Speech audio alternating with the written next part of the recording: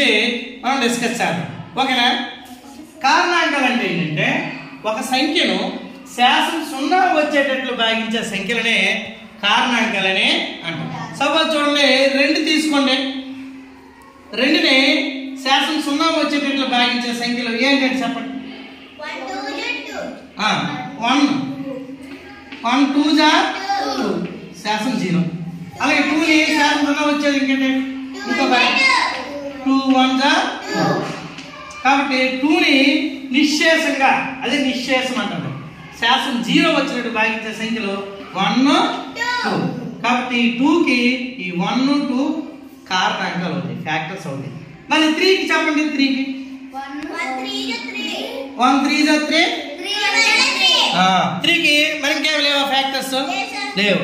కాబట్టి 3కి ఫ్యాక్టర్స్ 1 3. అలాగే 4కి ఏంటంటే శాసం 0 వచ్చినట్టు 1 అవుతుంది. చూడండి అందరూ, అవునా?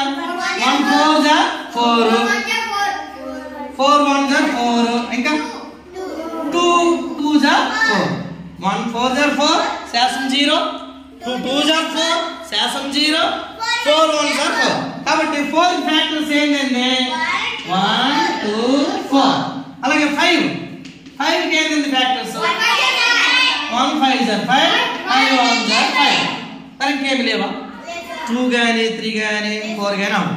కాబట్టి 5 ఫ్యాక్టర్స్ 1 5. ఇప్పుడు 6 ఫ్యాక్టర్స్ చెప్పండి. 1 6 జా 6, 2 3 జా 6, 3 2 జా 6, 6 1 జా 6. సో 6 ఫ్యాక్టర్స్ ఏంటంటే వచ్చాయి. చూడండి ఇప్పుడు పిల్లలు, ఇవన్నీ ఇప్పుడు కొన్నిటికి ఎక్కువ కారణాంకాలు వస్తాయి, కొన్నిటికి 2 కారణాంకాలు వస్తాయి. ఎందుకు తర్వాత వాటి గురించి మాట్లాడదాం. ఓకేనా?